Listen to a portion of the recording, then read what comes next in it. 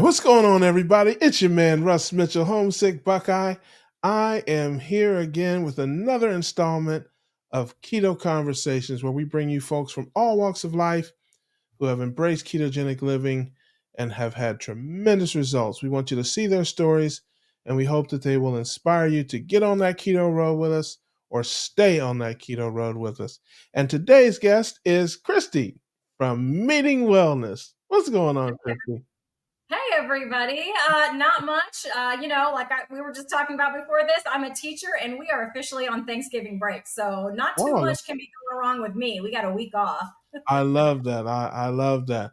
Well, we'll get right into it. Where we start with everybody. Tell us where you were born and what your childhood was like. Yeah, so I was born in a coastal town in Southern California, Torrance. So you may have heard of it, in the South Bay area. And my dad was a pastor, so I grew up, in a church with all my friends there. And I pretty much had a normal, I would say, childhood, other than that my dad was a pastor, but, it Yeah, felt normal to me because, yeah, you were a preacher's kid. And listen, now, but e- everybody knows the preacher's kids are the worst. So I'm gonna bet you were a little hellraiser around there, weren't you? Tell the truth, Christy. that was my brother. That was my brother. And I'm sticking to that story. Oh, that is hilarious. That is hilarious. So I grew up a little. So my dad wasn't a pastor, but he was very, very active in the church. We had a small church, and believe it or not, a lot of times our church didn't have a pastor. Oh, wow. So yes, yes, and so my dad was the first elder for much of it. So he was basically the acting pastor. When there wasn't a pastor, which is kind of probably at least 25 or 30% of the time. So yeah, Yeah. I know a little. So I'm slightly, I can identify just slightly with being You're a familiar. kid, You're but you're just you're a little pastor, bit. you're PK adjacent is what I like to Yes, say. yes, I'm like a step PK. Yeah, and right, and I was the Hellraiser. So yeah, Oh, yeah, that's right. So I know about that. So tell us. So what kind of diet did you have in those early years as a kid? Was there anybody in your family that was health conscious? Were you guys just standard American? Tell us a little bit about that. yeah. So I would say, I mean, knowing what we know now, it was definitely standard American, but my mom did care about diet. She actually was a home economics major in college when that was still a thing. And you have to take nutrition classes with that, Mm. right? But unfortunately, those nutrition classes taught her that saturated fat is bad. I can actually remember her saying to me, that stuff is solid at room temperature, so it's going to clog your arteries. Yeah. So I remember getting that message. I remember having skim milk in the house. I remember eating tons of, lean chicken and fish and peas. But the compliant child that I was, I ate all of those things. I never really had a weight problem. I was a kid. I was, a kid in the '80s, and we ran around and played. Like we were the Yeah. kids that, hey, when the street lights go off, that's when you come home and don't come home. And if you went in and out of the house, your dad was probably going to yell at you because go in or stay out, but knock it off. And mostly it was so. So we were riding bikes, we were roller skating, and I didn't have any kind of a weight problem or anything like that. What Until I about, got to high school. what about the rest of your family? What is there anybody in your family that had a weight problem or growing up? Yeah, actually, both my parents. My mom has a little bit of a thyroid, like a little bit of a thyroid issue that she did take medicine for a while. I just found out. I didn't know that she ever had done that. But she followed me into this lifestyle, so she's actually doing great now. My dad was active when I was really little. I can remember him like jogging and things like that. Mhm. And then I'm not really sure why he stopped doing that, but in the late '80s, he started putting on weight and cholesterol went up, and they put him on a statin. And to make a very sad and long story short, he got type 2 diabetes and died of dementia. Mm. So, knowing what I know now, I mean, I Yeah. can't beat myself up about it. I did not know. You only can do what you know. But yeah, that was about 3 years ago now that he passed away. But he was overweight for most of my life that I can only barely remember when he was like thin and active and Yeah. doing that. But it really wasn't to do with diet, I don't think, as much as it was with just exercising, staying active. Oh, when I was really little, he could slam dunk a basketball, and he was hmm. all of 5'10", so he wasn't a Oh, super tall guy. But I remember going to like the church gym and going, "Dunk it, Daddy," and he would dunk it for me. yeah, You know, yeah, I yeah. was 3 years old. Yeah, if those Um, church potlucks were anything like the ones I grew up eating, yeah, yeah, Those Baptists, I was yeah, Baptist. It was a Baptist church. Yeah, we had yeah, some potlucks. I'll tell you. yeah. Yes, we Yeah, did. listen. I blame my mom and my aunts for this. When I first met them, I was 10 pounds 6 ounces.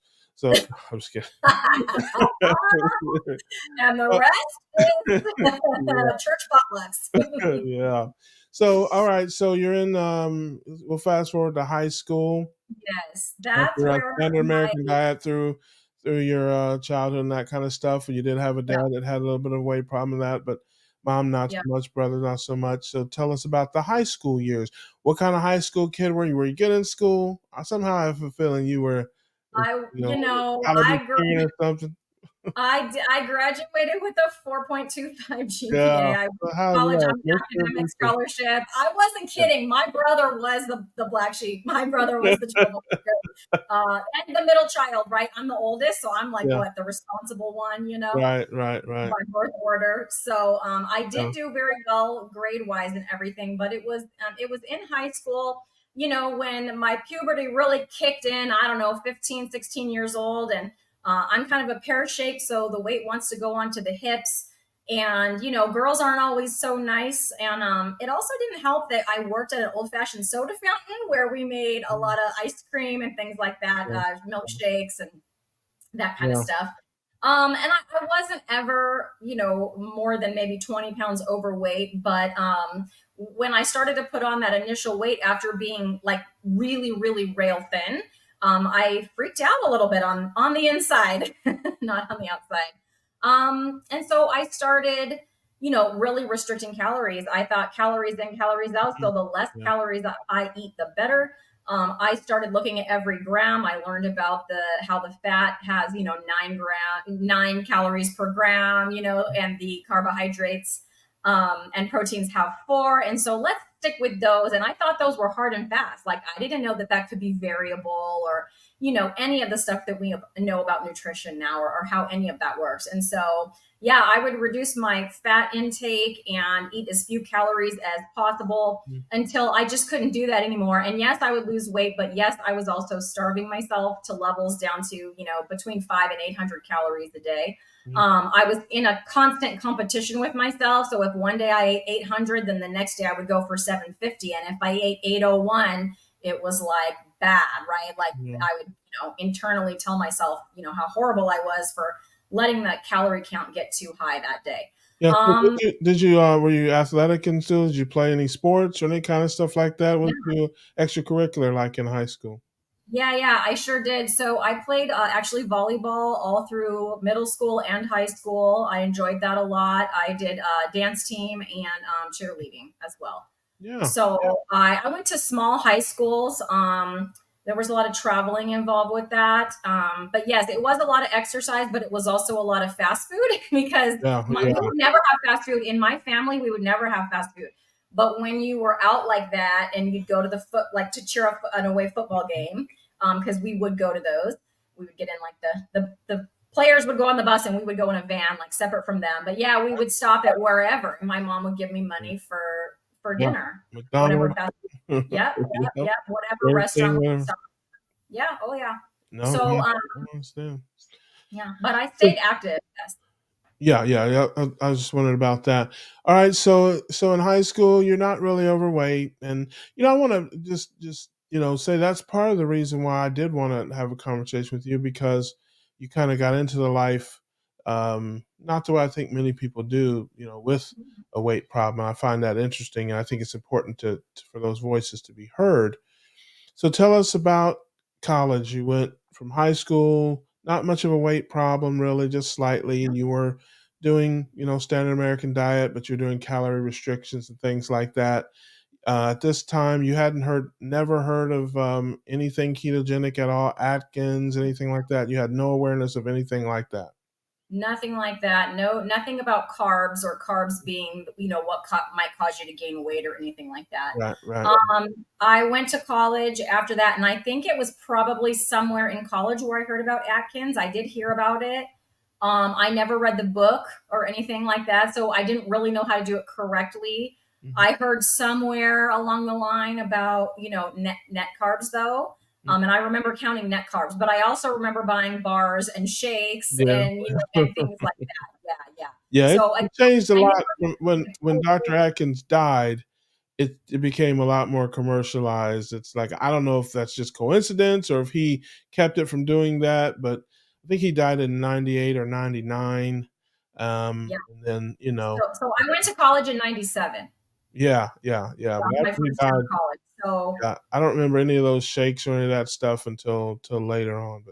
But keep yeah. going. So you heard about Atkins a little bit, but you didn't, you know. I didn't really get that much into it. I can definitely remember after I met who is now my husband. So we met between my sophomore and junior year of college, and then got married a couple years later, like after I graduated. Mhm. And at some point, I was eating low carb because I remember his parents Mhm. like all you're eating is that lunch meat or whatever. Like I'd have turkey and cheese, and they'd be like, Right.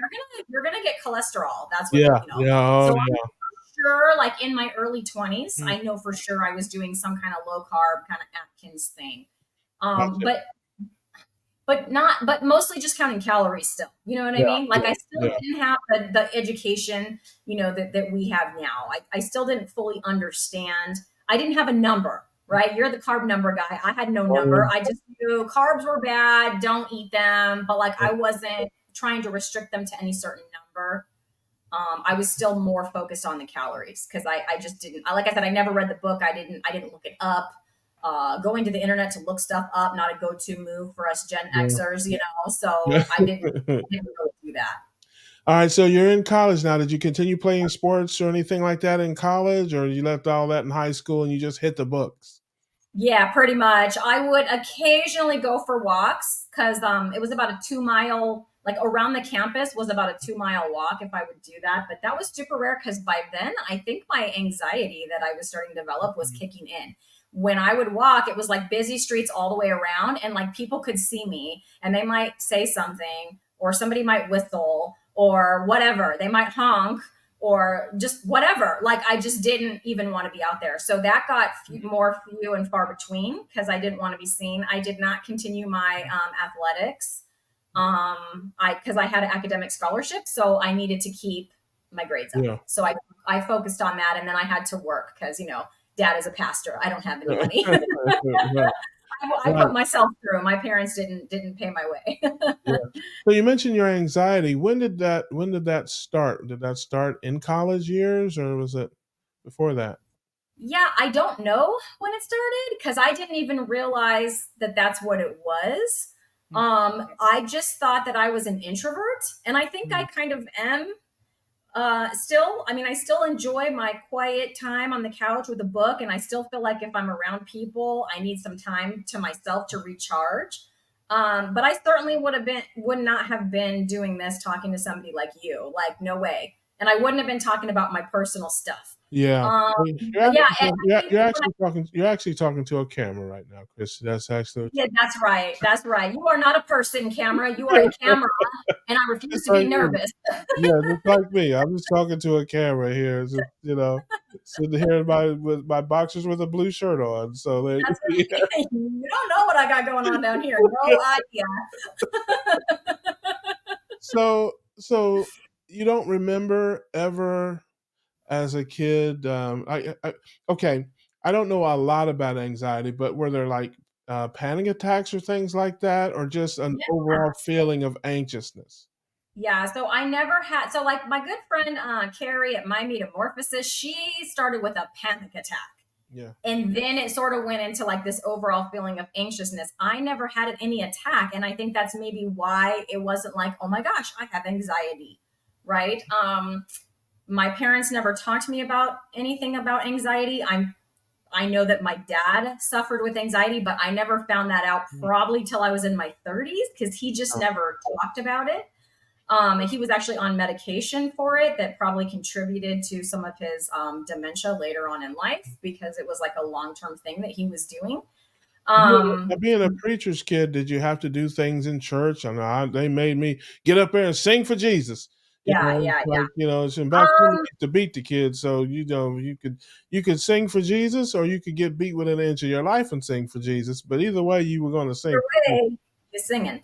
Um, so they didn't. So no, they didn't make me do it. I did sing in the church choir when I was a kid. There was a children's choir. We lived in Torrance, like I said, it was a little bit bigger church, and so there was a whole choir like just for kids.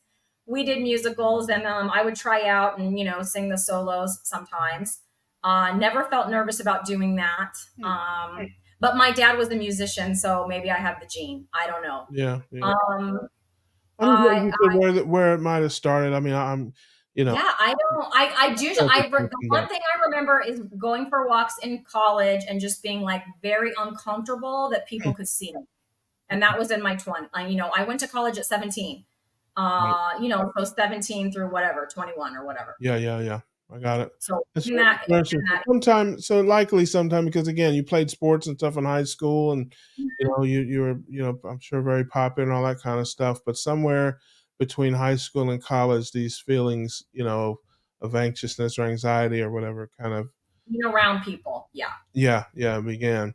So Mhm. so I'm sure you were great at college because you were such a great high school student, and you said you met your husband there in college.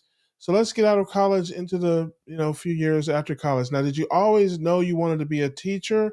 Is that what you went to college for, or tell us a little bit about that path? Yeah. So my mom was a teacher. She retired when my dad got sick to kind of take care of him. But to be fair, she was retirement age. She still had it in her to teach, but she just felt like, Yeah.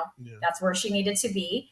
But my mom was a teacher. And when I was in high school, well, let me rewind. When she was a senior in college, she and my dad were already married, and I was an oopsie. And so, Yeah. whoopsie, I have a baby now, and I'm not going to finish college. So Right. she did not finish. But when I was in high school and I was old enough to like cook dinner for the family and stuff like that, that's when she went back. She Mm. finished her degree and then ended up getting a teaching credential and going into that. So I think me watching her do that Yeah. was influential. And then there was a program in my high school where I can't remember what it was called, but like we got to go down and work with the elementary kids.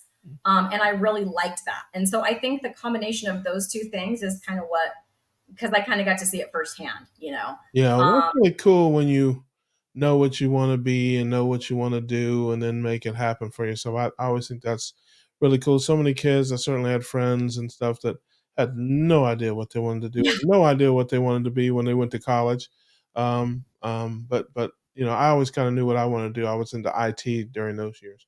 okay. But I think that's really cool that you saw your mom doing it, knew you wanted to do it, and then went right in there. So you came out of college and went Yep. right into teaching. Any no detours of any type?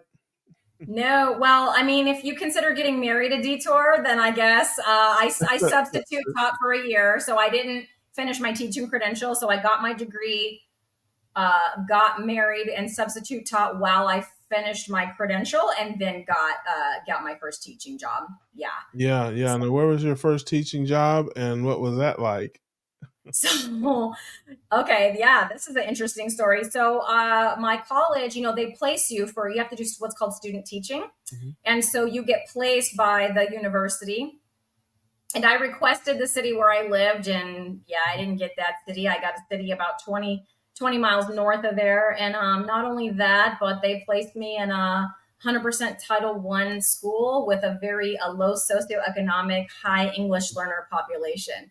Mm. So little did I know that that was the kind of population that I would end up with. I did my student teaching there, and the principal kind of hired me on the spot when I finished. And I've spent my entire career working. I was at that school until that school closed. Mhm. But the same population of students is served by a school that opened in 2008. And so I went right over there. Yeah, So I had no idea. I thought I'd just be working, I don't know, with my own demographic. I don't know what I thought, but maybe with my own demographic, yeah, yeah. whatever. But yeah, it's not even close. It's a completely other demographic than what I am. I had my own children come to school with me, and I think it has served them well.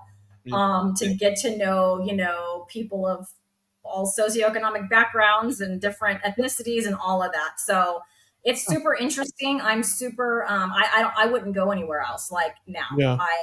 I love it. But we have like I have one student this year whose parent just got out of jail. Mm. So stuff like that Right, goes down. right, right. Parents Yeah. get deported, Yeah. and they go Yeah. with aunt so and so. When the Yeah. parents get deported, stuff like that. Yeah. So Now, did you it's did life is real what? for Yeah, them. I understand. And what grade do you teach? So I teach fifth grade. I taught 2 years of fourth grade, and they moved me to fifth grade, kicking and screaming. But that actually turns out to be my calling. So I love fifth grade and fifth graders. I do have a 4 or 5 combo this year, so I do have 9 fourth graders, and with my Right. other fifth graders.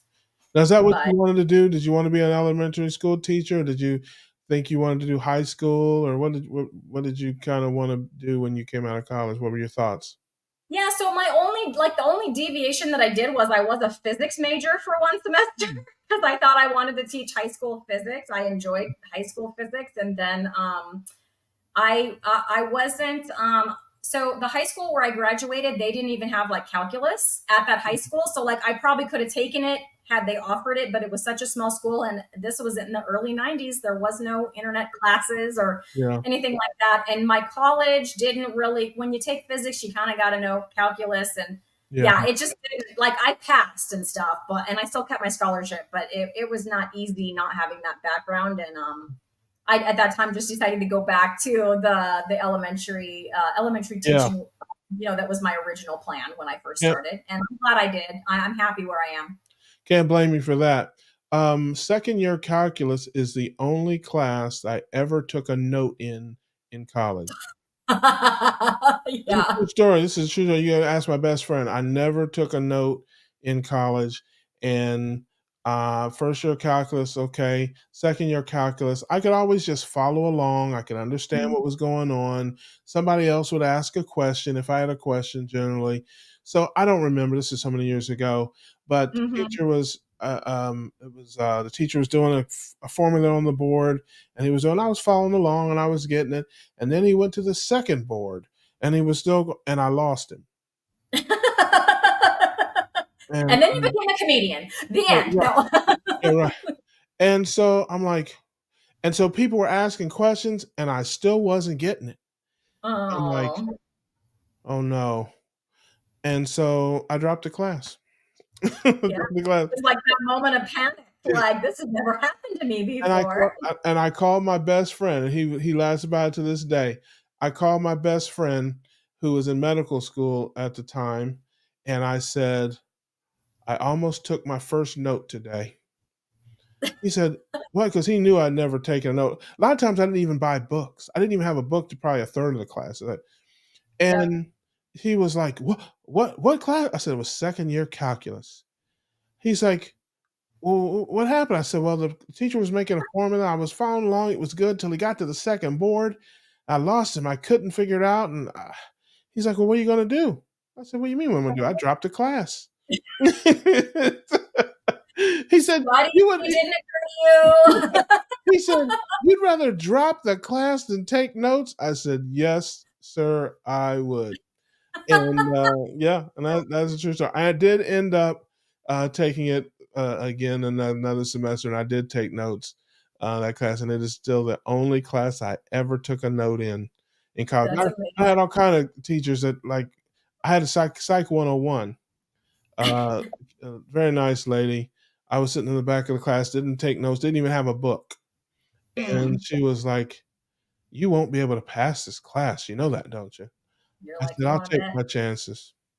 And because it was all just multiple choice, and it was all just so, Yeah. and I ended up now, granted, I didn't get like the best grades, but I was working full time, going to school full time, and I something had to give. Plus, I Yep.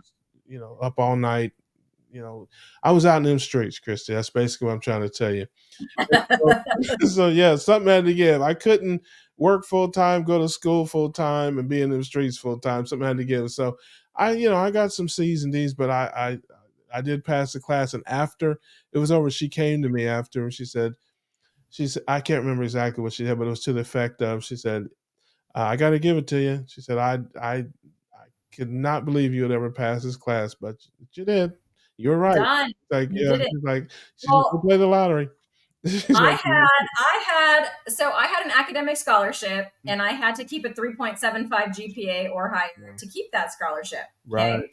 When you go to teach elementary school, they make you take a class like in a little bit of everything because when you Yeah, teach elementary school, you teach it all. yeah. And I'm kind of a left brain kind of person. I don't have an artistic bone in my body. But I had to take a class called art for the elementary teacher. And on the first day of class, that teacher's like, I know you guys are not art majors. Like, I But get it. here's a box of crayons. Yeah. Yeah, yeah, yeah. You could use crayons. Like, you will not be great on your artistic ability. I was like, all right, cool. And I can probably I got to get an A in this class because, my 3.75, I got to keep that. So yeah, fast forward to whatever, I don't even know, some project that they assigned. I don't even remember what the project was. I worked hard on that thing, okay, with my crayons, my 64 box of Crayolas, okay. Right, I worked right. with a pencil sharpener in the back, no less. And I got a D on that project. I was like, you said, you said, and I cried, and he said, all right, it's a B. That is funny. I love that. It worked. Yeah, there you go. Waterworks. So It was legit though. I really did yeah, try my best. He thought that I threw it together in 10 minutes. I'm like, I yeah, worked on it yeah. all weekend. Yeah. My scholarship. Yes, he insulted you and gave you a bad grade. He's like, you didn't work hard on this. So like, I beg your pardon. I most certainly did. Yes. And that was embarrassing to say I worked all weekend on this and you Yeah, thought I did it in 10 minutes. yeah, Okay. that's Nobody great. said I was artistic. Good thing I'm not going to be an art teacher then. I promise I will not be an art teacher if you let me pass Yeah, this class with a B. yeah. You don't want to be an art teacher. I've never met an art teacher that I. Anyway, I don't want to disparage the art teachers. I'm sure there's several lovely ones. I've never met one, but I'm sure there's many out there. So, all right. So let's go back. We're through college now. You're teaching. Yes, yes. You're living your best life. You got Yep, a husband. yep. And where are we diet wise? Are we still eating standard American diet? Are we doing some low carb? Where are we at in terms of Yeah. diet during that time? Yeah. So once And the anxiety issues. Where are we at? Yeah, yeah. So once I learned about low carb, I pretty much did that most of the time, but still with the not really knowing about it. So kind of like what I already said, right? Like Mhm. still mostly counting calories, but eating, yes, a lot of like meat and cheese and stuff like that. But also, some vegetables and some, I was not like carnivore. Like I didn't even know those names. Like Right, right, right. I didn't really know what keto was or anything like that at all, even. But because I would restrict my calories so low and I'd essentially be starving myself, and I was never happy. Like no matter how low, that scale got pretty dang low. I think at one point I was down to 112 pounds, Mm, and I still felt fat. Like I still felt yeah. big. And but anyway, you can only starve yourself so long, and then your body's like, for the love of everything, give me some food. And then Hunger that food was always wins. it Hunger was it was always wins. Oreos. Yo, yeah, yeah, yeah, yeah. And then it was like everything was out the window. So it was Oreos, it was Doritos, it was all the You know, things, cheap all the junk, eating, all the O's. Yeah. all the fast food, all of it. Ice Now, cream. these feelings, I mean, because you're 112 pounds, these feelings that you had, were they all just coming from inside you? Was your husband supportive this time? What was he saying during these times? Where was he at during this stuff? So I would have to say that I don't think anyone knew. I mean, he never talked to me about it. I didn't talk to him about it. I know for sure now that I'm on the proper human diet and I have my channel and I openly talk about how it was, for sure my mom has apologized to me. Mm, Like, I'm sorry. Like, I didn't know you were going through all that. And I'm like, yeah, because I'm a very high functioning person. And so you wouldn't have known because I just pretended like everything was fine. And in this country, I feel like we equate being thin with being healthy. sure. So from the outside, people saw a thin Yeah. person in a size 0 or 2 or 4 or as big as a 6 was my biggest, and I'm healthy, right? They probably wish Yeah. they could be one of those sizes. Most of them Yeah. are Yeah. what they're aspiring to. I'm the after picture, right, in Right. their mind. Right. Right. But I was not, I mean, it was not good because I was either starving or binging on, junk. It Yeah. was not healthy. And I know I destroyed my metabolism. Mm. The more you restrict, the lower you have to go to lose anything. And so you Yeah. just eat less and less and less. And where Yeah. were you in terms of your mental? Were things about the same? Were they worse? Um, Yeah, so I think really that just got worse so slowly, and that's why I didn't notice it. Like I said, I've always kind of been more on the introverted side. I've never liked to go to parties, or I've more been like I have one good friend or two good friends, not, 20 good friends. But it was like, yeah, to even where if it was anything beside, it got to the point where, if I went to work and came home, I was fine. But if I had to do anything else, go to the grocery store or mm, anything else, it was like this. It was like a major event. Like I had to plan for it. I had to be ready. I had to psych myself up. I had to like yeah. imagine what it was going to be like going through the aisle so that I could do it without Mm, worrying. I mean, I would still worry, but like do it without like do it at all. I have to right, psych myself up right. for that. I definitely did not. Any day with like things that like going to an amusement park was like, because so many people and standing in the lines and like, yeah, and like Now, so that was just what I was going to ask you next, because by this time you have kids, you have children, right? yeah. So I had my first. We waited quite a while. We got married fairly young, as you could probably infer from my story. So I was like 22, and we waited till I was 30. So I had my first kid at 30, and my second kid at 33. Hmm. So I did with both those pregnancies. I put on a significant amount of weight. More so with the second even than the first. And I think for two reasons. One was maybe a little bit legitimate. I was morning sick the whole time, like the whole time, not just the first trimester. Yeah. And the only thing that gave me any relief, like they say ginger ale and whatever, Mhm. no, it was like really heavy food, like Mm. really heavy food, like fatty food. And so I would just eat. I would just eat because it was the only thing that kept my stomach, settled. Right. But also the stops were off. I'm pregnant now. You can't call me fat now. Right. I'm not fat, Right. right? I'm pregnant. I dare you. Call me fat. Watch what happens. Yeah. Yeah. Yeah. Yeah. So Mhm. but in terms of your anxiety and these type of things and dealing with your family and your kids, what type of people are they? Are they like you, or are they more outgoing and social? So I would say they are similar to me, my oldest one being most similar to me. But like when I was in high school, I did all the things. Like I played sports, I went to all the dances, Hmm. homecoming, prom. Like I did all of that stuff. By the time I went to prom, I didn't really want to go, though. Hmm. But I did because it's like a high school rite of passage. I felt like a Yeah. responsibility to go or something, Mhm. so I didn't Right. miss out or Sure. whatever. But like whatever. But I don't know. Maybe that was because like my high school boyfriend at the time had graduated, and I didn't have somebody that I wanted to really go with. So maybe that had something to do with it. Yeah. But anyway, my oldest son just graduated high school last year, and he did not like. I really encouraged him to try to do. Didn't I don't care if it was the dances and things, but like I took him to a football game. He's like, don't want to go back there anymore. Mm. I signed him up for robotics and he quit, but lied about it for a while because he thought Oh. I was going to be mad. So he would stay at school for 3 hours in robotics, like not in robotics. Until I figured it out that he actually was not. I'm like, he would rather sit there for 3 hours not in robotics and lie about it than Wow. go and do robotics after Yeah. school. Yeah. Huh. Yeah.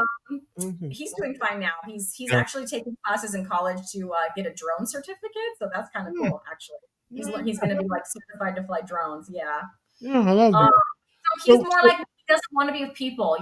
yeah. Whereas my youngest son, he's in band. He's in the FFA. Hmm. And he's in robotics. Like really, he's not lying. He's been to competitions and things. So yeah, Yeah. he's doing, but he doesn't want to do dances. He doesn't want to do. He was at the football games to play in the band, but like if it Mhm. wasn't for that, he wouldn't want to go and Yeah. hang out. He hangs out with friends in those contexts, but like he doesn't ever invite anybody over, Mm. really, or go to somebody's house. He doesn't do that. Hmm. Very interesting. Yeah. So we'll fast forward into, like you said, into your 30s. There, you've you've got kids now, Yes. your mid-30s, kids are Yes. young. Yes. When Mhm. did you discover ketogenic living? You said you were doing low carb, but at what Yes. point did you discover but you didn't really know what it was or understand the nuts and bolts of it. Tell Right. me about when you discovered the nuts and bolts of it and understood ketogenic life in what form. Yeah, sure. So that was February of actually just this year. So Oh, once again the 20 pounds had like crept mm, back on. The 20 pounds that I was constantly gaining and losing. I don't even know how many times throughout my whole life, from the age 15 to mm, the age of 47. I gained and lost that same 20 pounds over and over. But yeah, so in February of this year, I had at least heard about keto. Like I didn't know what it right, was, but I had right. heard the word keto, and I knew you're supposed to eat bacon and avoid bread, basically, That's right? right, And right. avocado is Good fine, part. and let's do it. Let's do keto. Yeah, But the reason why it went differently for me than it had in the past was it had to do with, the year of 2020, when they sent everyone home from schools and said, all yeah, right, teachers, teach from home. Did they right. train us to do that? No, they sure did not. Did they teach us how to use any online software? No, they sure No, did not. Did they give us any curriculum to teach online? right, That's also no. And yet we've got these kids, we're supposed to figure out Google Meet, Google Classroom, put yeah, stuff online. Oh, and by the way, make it engaging and don't screw it up.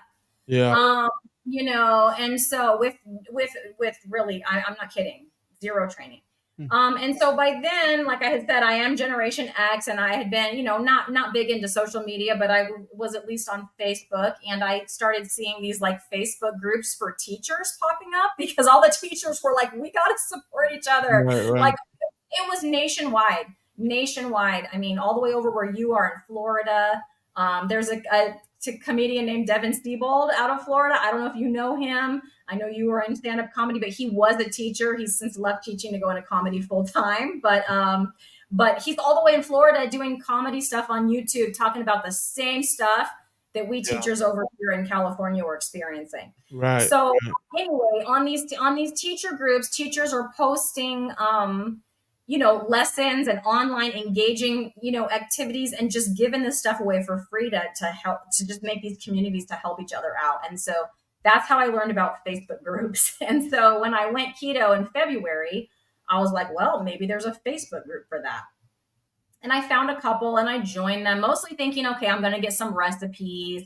Mm, I'm going to make some friends that are doing this too. So I won't be the only one, that kind of thing. But at one point, very early on, in one of the comments, somebody said, why don't you, not to me, but like to somebody else. And I was reading through the comments. They said, we're advising somebody to go watch a Dr. Barry video. And I was like, Dr. Who, what? I don't know what you're talking about.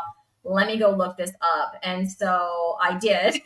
And I probably went down a 3-month Dr. Barry binge watching. My husband was like, I have to listen to that Tennessee twang for one more yeah, second. Like, I'm going to rip my ears off. yeah, that's Uh, a lot of bearing. then just kept right on listening. You know what I mean? Like, it was legit. Like, I went through all the Keto 101 playlist, and then all Yeah, the whatever, just all the things. And love it. you just learn more and more and more. So Yeah, that's where I about, okay, 20 total carbs, not net carbs, real yeah, whole food, not milkshakes, not bars, mm, not, one ingredient, try to keep it to one ingredient foods, low carb vegetables. And so I just grabbed onto that mhm, with two hands and thought, this is because of all the, not that I thought that I had the health conditions, but right, just thinking, gosh, if I can prevent some of this stuff. I knew that my dad had, yeah, had type 2 diabetes, had dementia, had anxiety, all of these things. There's cancer in my family. He did not have that, but other people have, and died of it. So I just thought this is going to be good for me, and this is what I need to do. But mostly still with the idea of just losing that 20 pounds, and maybe with a vague idea of perhaps preventing those things, right, from right, happening in the future. Um, and I did. Between February and June, I lost the 20 pounds. I was feeling pretty good about that. Of course, in the meantime, I continued to listen to Dr. Barry. I discovered Dr. Chafee. I discovered Dr. Boz. And then I discovered other, influencers. I think the first ones, other than the doctors, were like Two Crazy Ketos, Mhm. people like that. So then I'm like, oh, this is kind of cool. This is like from a different, not the medical perspective, but just Right. Of people that course. are doing this, and yeah, like that. And so I just kept doing that and doing my thing. And then, I would hear about, oh, ketovore and carnivore. Like I would hear these things, but I never said, oh, I want to go do that. Not in the same way that I said, I want to go do keto. Right. It was just like, I don't even know what really went first. I just was, I don't know. I don't feel like cooking broccoli, so I'm just going to stick to the steak. Right. Or I don't feel like cooking that zucchini, so I'm just going to stick to this chicken. Yeah. And then I heard about ketovore, and I thought about my carb number, because I was tracking carbs on an app at Mhm. first. I don't now, but at first I did, because I had no earthly clue what 20 carbs looked Right. like. And Yeah. Most people don't. yeah, I didn't. So even though I was familiar with nutrition labels, ingredients, because I was obsessed about all that stuff, like I never counted to a number, right? Yeah. So I was counting until I got a pretty good idea. But I thought, gosh, I think I'm kind of ketovore. At least if you listen to like Nisha Berry, she calls it like under 10 carbs a day is kind of Right. ketovore. And then the next thing I knew, I was by the end of June, I was carnivore, and I know that because that was my 25th wedding anniversary was in June, and we went to Las Vegas. And on that trip, I for sure ate nothing but ribeye and chicken wings. And like, yeah. So I knew for sure, like, I don't know what my carniversary is, because I Right. know Right. what that date is. I kind of said, I think I'm just going to pick June 1st and go with that, because I don't really Yeah. know. But because it really was it just kind of slid that way. Like the carbs just kind of slid off the plate. And I kind of had stopped counting things. And then, lo and behold, I had this pain in my right hand that would every single day, by the end of the day, my right hand would ache, especially if I was teaching, because of all the whiteboard. We read on the whiteboard Yeah. a lot. We Sure. type a lot. We use the mouse a lot, and even just writing with the pen still. Yeah. And so it would ache, and my hand doesn't do that anymore. Like I'm in my 23rd year of teaching. I didn't change anything other than my diet, and my hand feels great. Doesn't do that. Yeah. Uh, my right knee would ache and kind of swell up if I did like any hint of a physical activity other than just normal walking, like day to day. Yeah. If I did anything extra, my knee would hurt. I went through one period of time where I was like, the garage was kind of cleared out and I had weights and stuff out there, and I was doing some squats. This is before the proper human diet days, but my knee started hurting so bad, I Mm. stopped. It doesn't do that anymore. So my knee is, I've started sprinting. Dr. Sean O'Mara's like sprinting protocol. I can do Yeah. that. My knee doesn't swell up. I did squats all last month, the month of October, 100 squats every day. My knee, there's not one little squawk out of my knee whatsoever. Amazing. Um, So you just really kind of lucked up into it. You didn't set out on any kind of path. You just yeah, basically, you know, had a pretty low carb number, and then just with no real plan or thought or intention, just got it lower and lower and lower, and then yeah, you started noticing these positive changes. yes, And, 100%.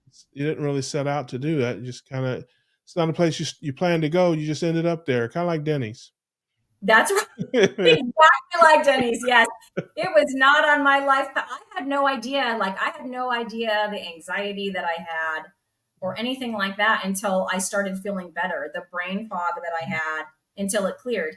I have nothing against keto. My mom is still about Yeah, yeah, a 20 carb a day person. She's doing great. She's lost weight. She has energy. I don't think she has plans to give up her vegetables. yeah. But they're like, her arthritis pain in her hands went away. Like, So, the right. weight went away, but nothing else went away until my personal carb number got low enough to make that Right. happen. Yeah, And so, yeah, listen, it's different for everybody, and that's the moral of the story is find your spot. Find, not only what you can do and what you can sustain, but where you're best and how you feel your best. Yeah, yeah, I totally love that. Well, that's crazy that you literally just kind of tripped and fell into it. Um, seriously. so how long did it take you to realize these things from, when you started? Was this something that happened over the course of a couple of weeks or a couple of months? How did that go?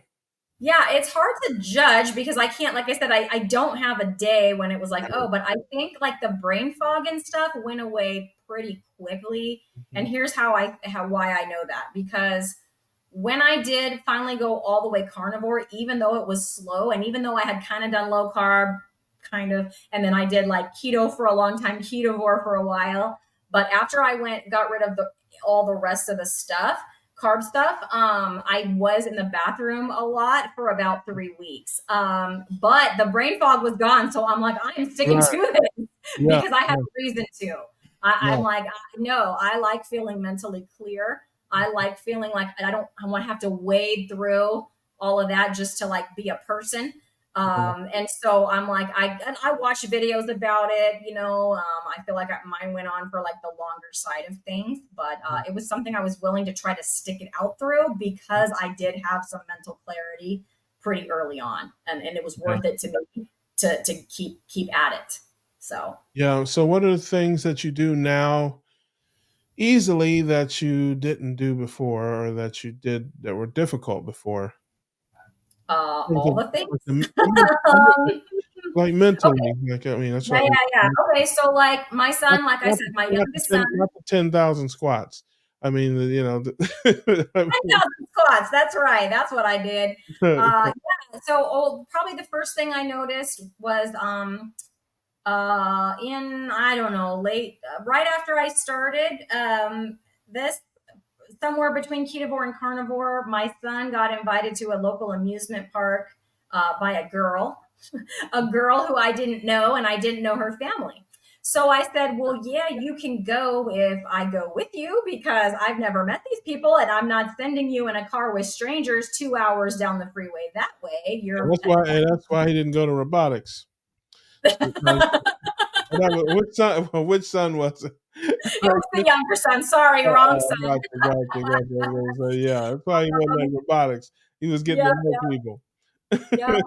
But let me tell you, that's strangers. I didn't know the mom. I didn't know the dad. I didn't know the girl. And in the past, I just would have said, no, Mm, you can't do that. But what I said was, you can go if they don't mind if I go. Like, I'll pay for my own ticket. I'm not asking them to pay for me because they were right. offering to pay for him since they had invited him. But I don't. They're just strangers. I said, let me talk to this. Let me talk to this mom. And so yeah, we spoke on the phone. They were very nice people. The kids, they hung out kind of within eye shot, but they did their own thing. We didn't ride rides. We just kind of chatted. So there I am chatting with two complete strangers at an amusement park with hundreds of, I don't know, thousands of other Yeah. people feeling fine. Like, Yeah. who even was I? Like, that was Yeah. not me. Yeah. That was like, nope, I would have been on my couch. I would have been dreading it. I probably wouldn't have done, I probably would have canceled at the last minute because I Right. would say that I would want to do stuff and then be like, no, just kidding. Like, I don't feel good or whatever. I'd make up an excuse and cancel. Yeah.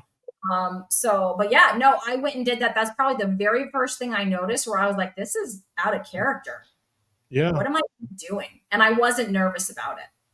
Like, Hmm. it just felt like a normal thing to do. Wow, that's great. So how's the family reacting to all this? Are they doing keto, carnivore, something with you, or are they still just doing their own thing? How's that? So I wish that I had known about this way of eating when my kids were little. We have some challenges in the way of ADHD. We have some challenges in the way of my one son has sensory integration processing, which in almost all the areas, including sensitivity to things, to eating things like Mm. textures. So that is tricky. He did not want to eat solid foods until I was worried about sending him to preschool. When he was 3 years old, he was not eating solid foods Mm. because you put them in his mouth and then literally, I don't mean spit it out. I really mean throw up because it would gag him like and he would throw up. Mm. Um, we finally got him eating like some things that we could send to school with him, and not look too weird. But he was eating baby food, like because you would give him. A few years ago, he had a quesadilla, just a plain cheese tortilla that we got from a restaurant, and a piece of rice. One piece of rice sneaked its way into his quesadilla, and he was just happily over there eating his quesadilla. And the next thing you know, the whole quesadilla came back out on the placemat.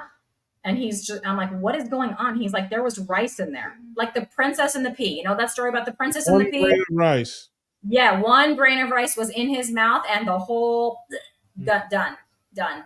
So we have some challenges. He Yeah. has gone to occupational therapy. It has helped with a lot of the sensitivity to sounds and things like that. He's much, like, I would say, better, like all the way better. Yeah. But the eating thing is still a struggle. Still a struggle. My older son will now eat more meat, so I can get him to eat like a lot more ground beef, Mhm. and things like that. So that is good. But no, nowhere near keto. I'm just working on, hey, Yeah. mom has energy. Mom is exercising. What is going on? My younger son, like I said, he plays in the band, so we were at every football game. And I tend to be early to bed, early to rise, but like when the need arises, like a football game where I want to cheer my son on in his activities and be there for him, and it might be till 9:30 or 10 at night, like I'm good to go. Whereas before I would have been like, oh, dad will take you because I'm tired. Mm. So they for sure see me, I think, doing things, having more energy for things, like the amusement park, the story that I told you, the football games and things like that. Yeah. Um, Yeah. you know, we went to my aunt's wedding just last weekend, and my aunt is very into tennis. Like that is her thing. And so her wedding reception was at her tennis club. She really wanted people to dress comfortably and like play tennis or pickleball at the reception if they wanted to. So that's what we did. So I went and played. I never played pickleball in my life. I would Yeah. have gone there. It's a tennis club. Like there's legit players there. In the Yeah. past, I would have been like, nope, I will not play pickleball in front of people. I'll probably look Right. stupid what I'm doing, whatever. I went out there with my son, my mom, and my other son. We played doubles pickleball with my Oh, husband watching, like other people watching, my aunt's new husband and whoever else was there, strangers could see me. And I didn't care. I was just having a good time playing pickleball. Probably wrong, all wrong. Who cares? yeah. you know? I love that. I love that. Well, I think it's important. I talk about it as much as I can without annoying people. Mm-hmm. But ketogenic living is pigeonholed just as a weight loss program. That's what most people Yes. think it is, just a way Yes. to lose weight. And it's so important for us to spread our message that our life is about total health and wellness. It's not just about Mhm. losing weight or diabetes. It's Yeah. infertility, it's dementia, it's Alzheimer's, it's anxiety and mental disorders, it's skin condition. I mean, there are so many things that people are seeing, change for the better in their lives when they embrace ketogenic living. And so, I just I wanted to bring I want to bring people on who didn't really have weight problems, but who saw, other changes in their lives because of ketogenic living, and to share their stories and share their messages because people just, I think, in many cases, in most cases, don't attribute those type of things to their diet. You Yeah. know, 100%. they just And even though I didn't have a weight problem, I had a food problem. You yeah, know what I'm talking about? Like I had a calorie counter ad nauseum, taking at least half my brain power every day, cranking in my head. Like I don't have that anymore. I count nothing because I'm right, carnivore now. So I don't even count. I don't know what my carb number is. I still do heavy cream, so a couple. yeah, But I know it's so low. I don't worry about it. I don't count a single calorie. I had two. So I get chuck eye steak. I ate two of them. They're small. I didn't even look at the ounces. I didn't even look at how many ounces were in those packages. If I yeah. had to estimate, maybe That was a a key. half or a pound and a quarter, but I didn't look. I didn't even look at it. I just ate it. I ate it till I was full, and then I was done. Yeah. Uh, I'm not worried about when I'm going to eat again. I'm not thinking about what that's going to look like. So it's just healed all of that, and it's freed up my mind to like now be a better mom, be a better teacher, right? Because I can think about things that matter. Yeah, that was a key component when I started this life. They told me there'd be no math. So That's right. No calculus. yeah, No taking that's notes for you. You're good. right. That's right. So yeah. Well, tell folks, we'll wrap it up here. Tell folks where they can find you on Yeah. social media and what they'll find when they come to your channel or your other social media. So I'll just quickly start with the one I'm hardly ever on, which is Instagram. But like, if you want to message me, like I do post occasionally. I do get on there daily because I do message several fellow people in our community through there. So you can find me on Instagram at Meeting Wellness. It's Meeting MEAT, like meeting wellness. I know I'm so clever. How could I ever think of that? And then, but my main thing that I'm doing now is YouTube. And again, on YouTube, I am at Meeting Wellness. I do all kinds of stuff because I've really embraced actually fitness recently, but I'm too like, no, I can't go there and do a million sets of something. I get too Yeah. bored with it. And so I'm kind of doing and leading now fitness challenges. Who knew I'd be doing Yeah. that? But I'll pick something. So, like this month, I'm doing a hula hoop challenge and a plank challenge. We kind of lead that. I'll kind of do videos to show my progress. I show the kind of stuff I cook because I figure I am not a cook or a chef, but if I could do it, anybody can do it. And I think people are curious, like, what are other people doing? And I do find that those videos get like the most views, which that's what tells me like people must be curious about Yeah. it. So when I try something new, I video it and put it on there just in case it might help somebody. I have done videos about my mental health. I recently had blood work, which I won't get into here, but I am a lean mass hyperresponder, meaning that my LDL is about over 350. However, my triglycerides and HDL are beautiful. And so I talk, about that. So just anything that I'm going through, if I gain weight, I'll talk about it. My weight does fluctuate up and down, but like I don't worry about it. My pants fit, and that's what I worry about. Yeah, she Um, can hula hoop. She hula hoops with lifesavers, ladies and gentlemen. hey, it's better than eating Says them. who? I'm I am kidding. Now listen, it goes without saying we've been on many streams together. We've talked, and I enjoy your energy. I enjoy just what you bring to the space. We're similar and simpatico in terms of being big tent, welcoming all people from all ends of the keto spectrum, even if you're not doing keto at all. Just not trying to out keto anybody. We're not Nope. trying to push anybody around or force anything on anybody. We just want a welcoming environment where people can find their way and we can shine the light on that path in our own way to the doctors, the scientists, or to whatever level. Yep. Because most people, this is a process. Most people, it's a migration. Most Yep. people that come into ketogenic life don't stay where they're at. Some do. Some come in at zero carb and work their way back to 20 or 30. Some people come in Mhm. at 30 or 40 and work their way to zero. Some people are all Mhm. over the place. That's fine. It doesn't matter. What matters is you're on the road. It doesn't matter if you're in the fast lane going 100 miles in a Maserati or if you're in the slow lane going 40 in a Volkswagen Beetle. If you're on that road, That's that's right. where we want you to be. And so I share that mentality. That's what I'm all about. And I Yep. love, just what you bring, your energy, your attitude, just always laughing, always smiling, always upbeat and encouraging others. And I just think, that's so important in our community. Um, and again, like I said, you kind of came at a different space in terms of, Mhm. um, not so much the weight loss, although you did have a little weight to lose, but you don't really talk about that much. You talk a lot more about your mental clarity and how your mind is working better, and that's something I think so many people need to hear. So, I'm a fan. I appreciate you, Thank you. and Right back at you.